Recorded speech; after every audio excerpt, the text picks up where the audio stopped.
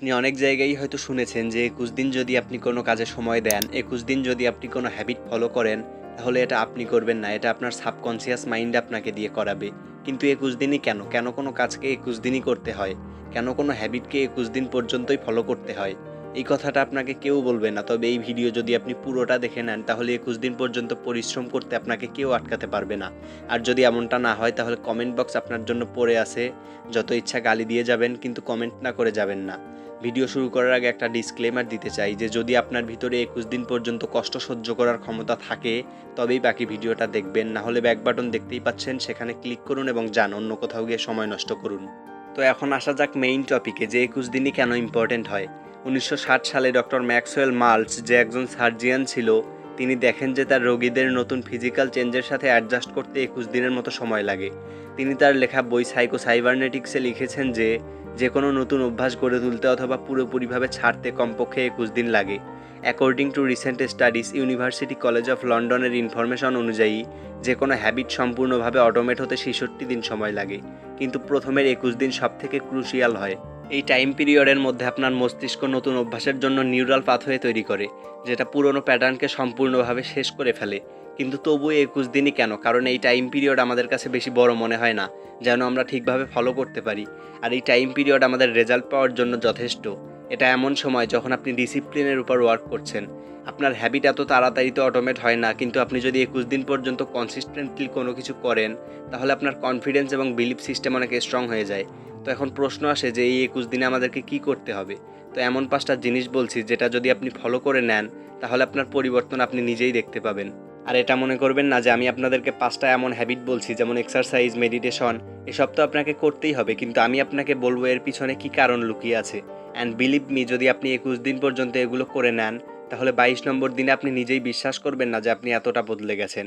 তো আপনার অ্যাটেনশন নেওয়ার জন্য এটা বলবো না যে ৪ নম্বরটা অথবা ৫ নম্বরটা বেশি ইম্পর্টেন্ট, বিকজ এখানে সবগুলো পয়েন্ট খুবই ইম্পর্টেন্ট। দেখতে হলে পুরো ভিডিওটা দেখুন, না হলে আপনি এখনও স্কিপ করতে পারেন।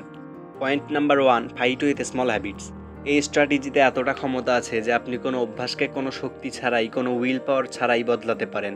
আজ থেকে প্রায় ২৫০০ বছর আগে চায়নাতে স্যাম জু নামে একজন সৈনিক ছিল, যার ফেমাস বই আর্ট অফ ওয়ারে বলা হয়েছে তিনি বেশিরভাগ যুদ্ধ না লড়েই জিতেছে।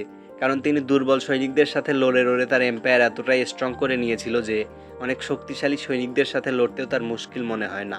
আর শক্তিশালী সৈনিকদের সাথে লড়াই করার সময় এমন জায়গায় আক্রমণ করত যেখানে তাদের দুর্বলতা ছিল।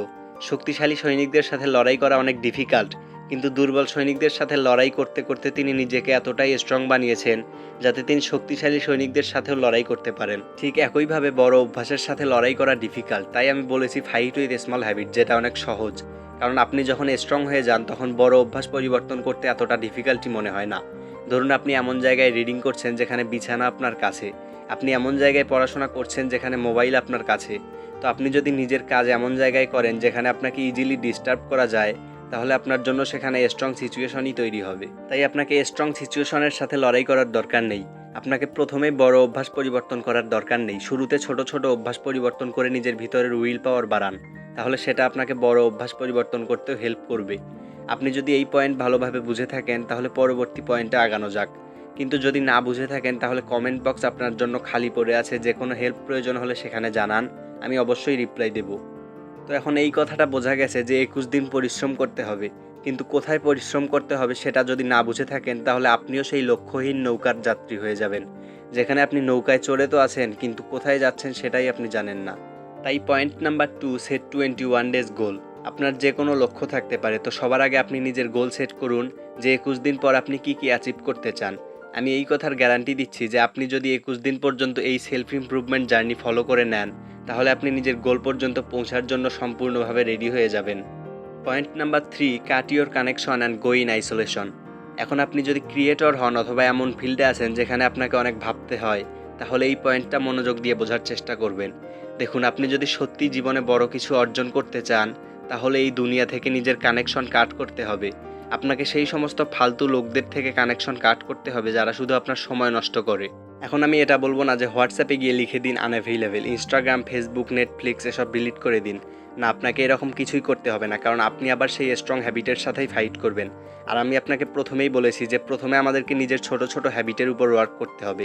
তাই যে কোনো অ্যাপ ডিলিট করার বদল ওই অ্যাপের মধ্যেই এমন কোনো ভিডিও দেখুন যেটা আপনার জন্য লাভজনক হবে।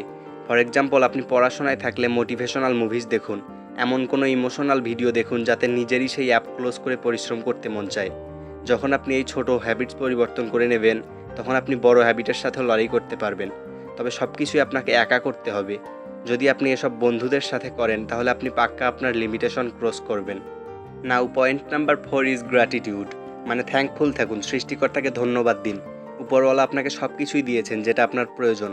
তিনি আপনাকে একটা ভালো শরীর দিয়েছেন, কারো কাছে তো সেটাও নেই। আপনাকে বাবা মা দিয়েছেন, কারো কাছে তো বাবা মাও নেই। আপনাকে থাকার জন্য বাড়ি দিয়েছেন, কারো কাছে তো সেটাও নেই। তাই লাইফে কখনো ভেবো না যে আমার কাছে এটা নেই সেটা নেই, আমার জীবনে অনেক সমস্যা। যদি তোমার এতই সমস্যা হয় তাহলে ভাবো যে এই জিনিসগুলো যাদের কাছে নেই তাদের কেমন সমস্যা হয়। এই কথাটা একবার অবশ্যই ভেবে দেখুন, অ্যান্ড এই জন্যই সৃষ্টিকর্তাকে সবসময় থ্যাঙ্কস বলো। এখন আসা যাক লাস্ট পয়েন্টে, যেটা হলো থিঙ্ক অ্যাবাউট ইউর প্যারেন্টস। কখনো তুমি ডিমোটিভেট ফিল করলে, কাজ করার ইচ্ছা না করলে, পড়াশোনা করার ইচ্ছা না করলে, একবার নিজের বাবা মার কথা ভাবো। ভাবো যে কিভাবে তারা এত কিছু করে তোমাকে এত দূর পর্যন্ত নিয়ে এসেছে। আর আপনি শুধু এই জন্য পরিশ্রম করতে পারছেন না যে আপনি ডিস্ট্রাক্ট হয়ে গেছেন, আপনার কাজ করার ইচ্ছা করছে না, আপনার শরীর ক্লান্ত হয়ে গেছে।